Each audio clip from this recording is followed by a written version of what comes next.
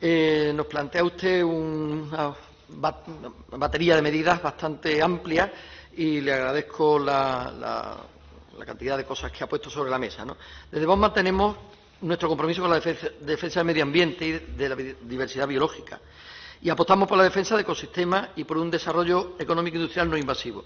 Pero nos gusta ser cautelosos con las medidas políticas relacionadas con el medio ambiente, porque a veces suelen llevar detrás una ideología de alarmismo de cambio climático de la que debemos huir, por lo menos según nuestro punto de vista. No hay que asumir los discursos de este alarmismo climático. En ese sentido, animamos a que no asuma las imposiciones ideológicas de la extrema izquierda. Esto nos puede llevar simplemente a derrochar dinero público que podría estar mejor empleado en facilitar el desarrollo industrial no invasivo y no crear grupos, comisiones, etcétera, etcétera, porque suelen terminar en leyes coercitivas, en aumentos de impuestos y en una limitación en la que estrangula nuestra agricultura, nuestra ganadería, con las famosas alertas anticapitalistas que vienen a trasfondear todo esto. Y bueno, le instamos a que no abandone las ideas sensatas sobre el medio ambiente. Afortunadamente, por lo que usted ha explicado, vamos en esa línea de trabajo, no en la contraria, porque todo lo que sea subir impuestos, crear observatorios y limitar producciones y hacer actuaciones en ese sentido, pues la verdad es que nos parecen bastante poco adecuadas. En cuanto a todos los empleos que usted ha anunciado, bueno, siempre es difícil cuantificar los empleos que se van a crear, ¿no? Porque siempre entramos en un juego de titulares muchas veces.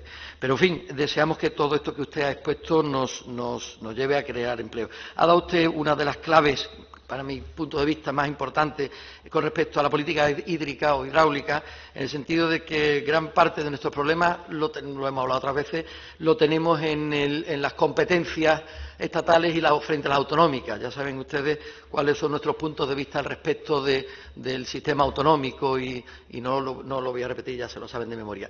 Pero efectivamente nos parece, de hecho lo hemos pedido en muchas ocasiones, que algunas actuaciones como la del túnel de San Silvestre que usted ha mencionado, pero también la famosa presa de Rules y toda la cuenca de la provincia de Málaga y de Granada, que muchas veces tenemos la famosa tubería negra que hemos hablado otras veces, que lo haga el Estado, que lo haga la autonomía, se quedan sin hacer. Creo que en este momento es más importante que nunca avanzar en ese sentido para que podamos tener si no tenemos agua no tenemos riego y si no tenemos riego difícilmente podemos tener una agricultura sostenible. En cuanto a la prevención de incendios, también llevamos ahora después nosotros una pregunta relacionada con eso y nos parece fundamental que tengamos un gran cuidado, sobre todo con los medios. Usted acaba de decir en los medios de comunicación recientemente que han recepcionado una serie de instrumentos para los incendios. Ya estuvimos hablando en otra ocasión de que había que comprobar muy bien cuáles son las especificaciones de esas maquinarias para que no nos encontremos en un problema en mitad de un incendio, que no pueda subir a la cuesta o hacer algún tipo tengamos algún problema técnico que nos impida movernos adecuadamente en un incendio. Y en cuanto al plan forestal, pues bienvenido sea. Nos hace falta repoblar. Ya también estuvimos hablando de los montes de Málaga en su momento, que nos hace falta repoblar para sujetar. Siempre hablamos de sujetar la población al terreno, pero también hace falta sujetar el terreno para que no se lo lleve el agua y no tengamos las inundaciones, y me parece positivo en ese sentido. Lo del nuevo modelo del Infoca, pues me gustaría verlo más desarrollado, porque en principio no tengo más que nociones muy elementales. Y en cuanto al plan de choque de energía fotovoltaica, eólica y solar, adelante, porque eso es. Yo, estando en primero de veterinaria, tenía un profesor de biología que decía que en Andalucía lo que teníamos que era envasar el sol. Y efectivamente, en ese sentido, se han dado muchos pasos desde el siglo pasado, que yo empecé la carrera. Pero tenemos que seguir potenciando eso. Sí. Año 78, así.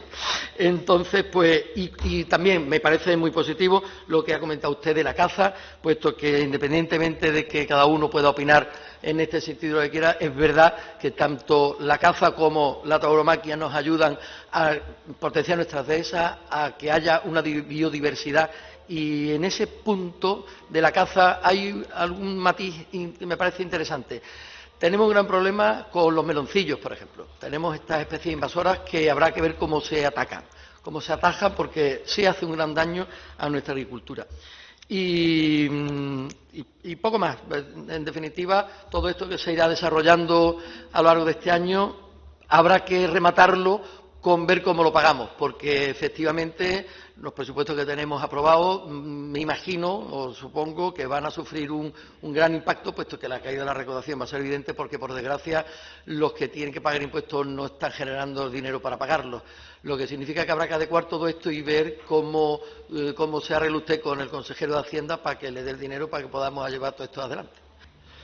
Señora consejera, bueno, el sector pesquero, usted lo conoce mejor que yo, está pasando un momento difícil. De hecho, el Grupo Parlamentario Popular trae luego una proposición no de ley para apoyo a la pesca de arrastre, porque efectivamente estas restricciones en número de días de pesca y el Mediterráneo no solo lo utilizamos los europeos, sino también África del Norte, y claro, ahí tenemos unas competencias en el sentido de competir que nos complican a nosotros mucho la vida. Luego hablaremos de esa PNL, pero me parece que efectivamente uno de los grandes problemas que está teniendo nuestro sector pesquero en Andalucía es la disminución del número de barcos y añadido con la alga asiática. Tenemos el gran problema de la alga, que es que, si ve usted los vídeos que corren por los teléfonos, es que ya no se pescan peces, se pescan más que algas. He visto también en algún medio de comunicación que parece que hay alguna especie, una salema o algo, un pescado que parece que se las come. A ver si los científicos pueden ahondar en eso y pudiéramos repoblar con algún tipo de especie que se coma la alga, porque si no esto va a ser muy difícil. La pesca artesanal es uno de los que están más afectados también, porque son más débiles, son barcos familiares, son muchas veces individuales y tienen un gran problema con las cuotas. El sector de la pesca de bajura artesanal está pidiendo, sí es cierto que son competencias del Ministerio, pero desde Andalucía tenemos que ayudarle a los cuotas de reparto, ya que ellos no pueden pescar grandes cosas y la alga los está imposibilitando el resto, pues piden poder pescar atunes rojos, que los repartos de cuotas se han ido para la industria las grandes industrias, y si queremos sostener el sector más primario, como decía un compañero mío de la parte nacional nuestra, que no podemos esperar que se seque la planta para regarla, tenemos que evitar que se seque, y en este caso tenemos que evitar que nuestro sector se muera, porque si no ya no se puede reavivar, ¿no? Entonces hay otras ayudas que se pueden intentar y que hemos hablado también en esta comisión, como sería poder pescar el Averus nux, la famosa almeja blanca. Eso se trajo aquí y quedó un poco en el aire ver qué se había hecho con eso. Había unos estudios ya previos de la consejería en tiempos del consejero Plata, que era incluso un libro en la que estaba visto la aceptación gastronómica, las posibilidades de pesca y la cantidad que puede haber como para que sea una pesquería que pueda ser rentable, que se pueda hacer una extracción que nos permita tener una vía alternativa. Esto daría mucha solución a muchos pescadores de este sector. También he visto en estos días en los medios de comunicación que el Gobierno de España, a las empresas que han entrado en ERTE, que inicialmente pudieran estar exentos de presentar declaración en IRPF, sí se lo van a pedir. Pues al sector también le va a afectar eso en alguna medida. Lo de las cuotas se lo he comentado ya.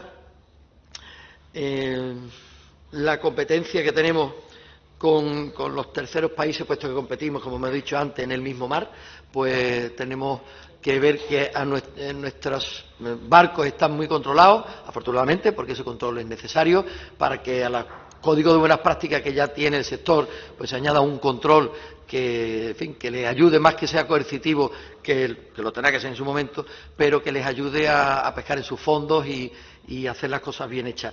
Pero si nosotros hacemos un gran control exhaustivo de nuestros pesqueros, de nuestros pescadores y de todo el control sanitario de lo que se extrae del mar, sin embargo, tenemos países vecinos que quizás no hacen estos controles y sus pesquerías entran igualmente por aquí. Ahí entramos en una competencia también muy complicada.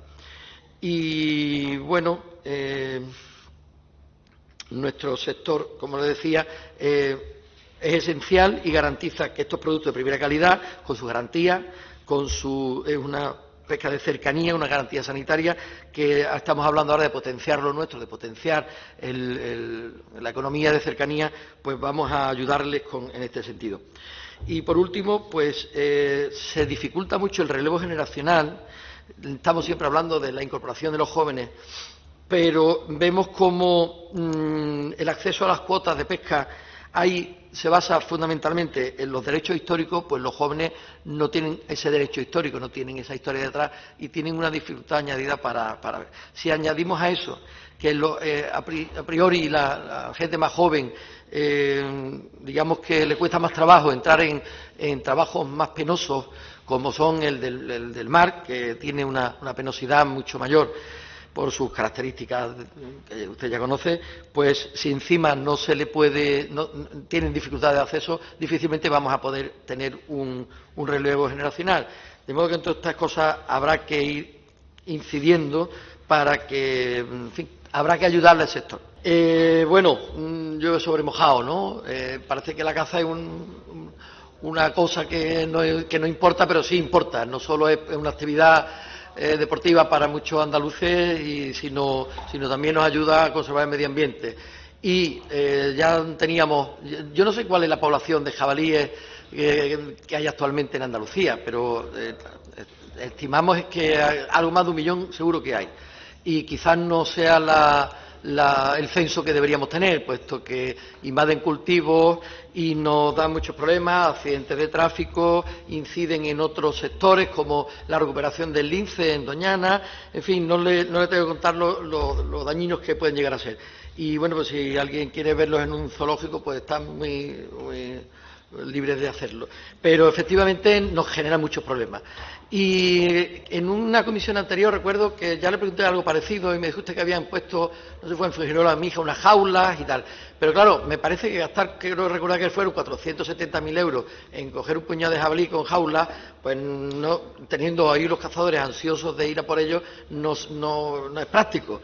Sé que porque además lo he visto en los medios de comunicación, cómo hay un grupo de arqueros que en las zonas más peligrosas, que no se pueden utilizar armas de fuego, están en ello. Es verdad que es un tema complicado, peliagudo, porque estamos ya hablando de zonas periurbanas en las que hay que andar con cuidado, pero sí es cierto que nuestros cazadores son gente muy experta y muy sensatos a la hora de este asunto. Por tanto, la pregunta es, además de lo que ya sabíamos, ¿qué estamos haciendo? ¿Qué vamos a hacer? ¿Qué va usted a hacer o su consejería en este sentido? Nos hace falta limitar, porque además no solo es lo que ya he dicho, sino esa relación con la tuberculosis de vacuno en extensivo, que también sabemos que nos está provocando. Es decir, todo eso nos hace limitar el número de animales y si encima tenemos voluntarios para hacerlo, pues mucho mejor. Explíqueme usted un poco por dónde van los tiros. Grupo Vox, relativa a prevención de incendios forestales, tiene la palabra el señor Molto. Muchas gracias, señor presidente. Señora consejera, ya recientemente, por desgracia, empiezo a oír las avionetas pasar por encima de mi casa los domingos y eso significa que están los incendios aquí. Eso ya no es buena señal. Entonces, bueno, tenemos una demanda ya muy insistente y muy antigua de los ganaderos, sobre todo de ovino y de caprino, que por qué no se pueden pastorear en determinadas zonas, porque eso colabora, y como se ha hecho toda la vida, a limpiar los montes y disminuye el riesgo de los incendios. Entonces, no sé en qué punto está, por eso se lo pregunto, ahora mismo las facilidades o potenciación del pastoreo en esa zona, a ver qué planes tiene y cómo tiene eso diseñado. Muchas gracias. Gracias, señor Molto. Señora consejera. Gracias. Señor Molto, sonreía porque oía que ya oía encima de su casa el pastoreo conducido, ¿no? Y bueno, fuera ya de broma, es verdad que es así. Ya hemos sufrido algún incendio, por ejemplo, en mi provincia, importante, como es el que ha acaecido durante este fin de semana en Mojácar, Turre. Y bueno, espero que haya muy poco este verano e intentemos solventarlo lo antes posible con la ayuda del Plan Infoca, que lo están haciendo magníficamente bien, como siempre. Pero decirle que la inversión destinada a 2020 al pastoreo tradicional para la prevención de incendios forestales es mayor que en los últimos 5 años, es decir, un 15% más. Hemos aumentado respecto al año 2018 en un 18% de hectáreas, donde actúa la ganadería extensiva para prevenir los incendios en nuestros montes, hasta superar los 6.100 hectáreas, o sea, un 8,7% más de superficie respecto al año 2019. Eso de 2019 a 2020. Y vamos a actuar sobre 58.000 hectáreas en 2 años dentro del Plan de Reactivación del Sector Forestal de Andalucía, lo que supondría una inversión de 63 millones de euros, la generación de 300.000 jornales y la creación de 1.300 empleos verdes. Es decir, todo eso en el sector forestal. Y luego, lo que le decía, especialmente en el pastoreo conducido, un 15% más, 18% más de hectáreas, 6.100 hectáreas y un 8,7% más de la superficie respecto al 2019. La actividad sobre pastoreo en área y línea de cortafuegos en montes públicos gestionados por esta consejería se desarrolla desde el año 2005 a través de la red de áreas pasto cortafuego de Andalucía, y nuestro objetivo es acrecentarla. Creemos que es fundamental porque lo están haciendo muy bien y nos ayudan muchísimo en la prevención de incendios en nuestra tierra, lo cual es un objetivo muy loable. Yo creo que este programa, como usted ha deseado en sus palabras, hay que ir incrementándolo. Gracias, señora consejera. Señor Molto. Muy brevemente, la animo a que sigan en esa línea de trabajo porque es fundamental, como usted ya ha dicho, y que no pongan pegas a las solicitudes que venga habiendo, puesto que lo que hay que hacer es animar a los ganaderos a que ellos contribuyen, ellos obtienen un beneficio también y todos nos beneficiamos. Estamos aquí continuamente hablando de la fijación de la población al territorio, pero medidas concretas como esta son, creo que, bastante importantes como para conseguir ese objetivo. Efectivamente, ya lo ha expuesto el portavoz del grupo parlamentario proponente. El Mediterráneo no solo lo utilizamos nosotros, lo utilizan también los países del norte de África, y se da la circunstancia, por los datos que yo manejo, que Turquía, digamos, proporcionalmente pesca un 26% del total en esta zona, Túnez un 15%, Argelia un 8% y España un 7%. En ese sentido, no son los países comunitarios los que están causando la sobreexplotación del Mediterráneo, o no en tan gran medida, ¿no? Entonces, pensamos que, ha dicho el portavoz que gran parte de la norma habría que quitarla entera, la norma habría que eliminarla, porque nos perjudica sensiblemente.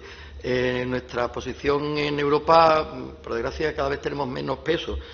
Nosotros somos europeístas, pero necesitamos que la voz de España sea fuerte en Europa, y estamos continuamente hablando con la PAC, pero a que la pesca nos pasa y de lo mismo. El esfuerzo que se le ha pedido a la flota española y sobre todo a la andaluza ya lo ha dicho también el portavoz, de modo que las medidas estas nos están perjudicando en el sentido de que cada vez que se reduce en un 10% el número de días o las capturas que se puedan hacer, ya hace prácticamente inviable para nuestros barcos el mantenimiento de la actividad. Y se cifra incluso, a mí no me gusta la cifra porque siempre suelen ser variables, pero un 10% de pérdida de esfuerzos pesqueros ya te reducen los beneficios hasta un nivel inadmisible para poder seguir manteniendo la actividad. Y no tiene sentido sacrificar nuestro sector pesquero para que las flotas de otros países extracomunitarios sigan con su actividad sin ninguna merma. Aquí, entre todos, tenemos que poner nuestro grano de arena para que el Mediterráneo pueda ser sostenible y no lo dejemos esquilmado. Nos parece muy adecuado que el Parlamento inste al Gobierno y que el Gobierno lo pelee en el Gobierno de España. De modo que votaremos favorablemente a la proposición de ley. Muchas gracias.